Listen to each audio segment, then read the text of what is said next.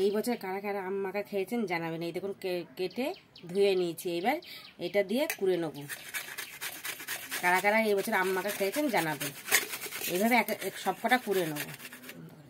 ওই যে আম কোড়া হয়ে গেছে, এই যে কোড়া হয়ে গেছে। এবার এর ভিতরে এক এক করে সব কিছু দিয়ে দেবো। এই যে লেবুর পাতা, গন্ধরাজ লেবুর পাতা, লেবুর পাতাটা দিলে গন্ধটা বেশ ভালো লাগে।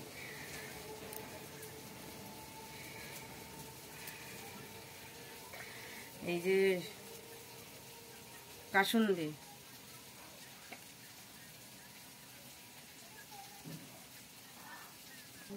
যার ঘরে কাসুন্দি না থাকবে সে সর্ষে বাটাও দিতে পারে, সর্ষে বেটে।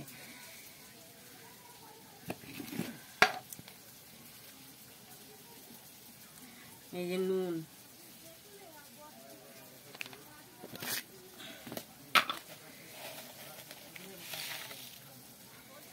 চিনি,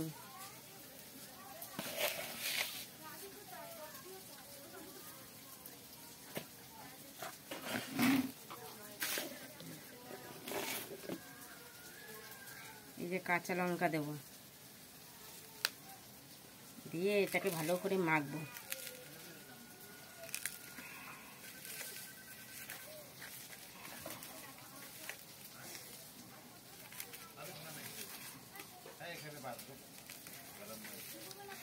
এটা ভালো করে মাখবো, মেখে খানিকক্ষণ রেখে দেবো। আগে ভালো করে মেখে নিই সব কিছু দিয়ে।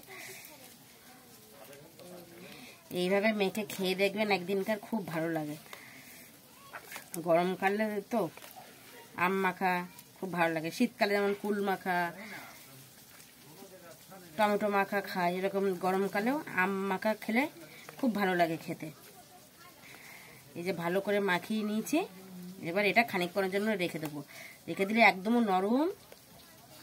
নরম হয়ে যাবে, জল জল মতো বেরাবে। তারপরে খেতে ভালো লাগবে। আবার এটা রেখে দেবো এইভাবে খানিকক্ষণ, 5-7 মিনিটের জন্য রেখে দেবো। কেমন হয়েছে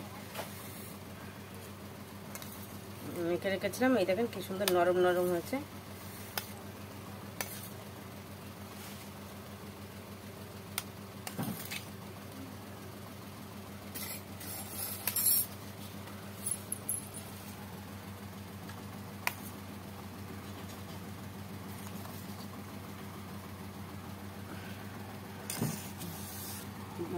সাইডে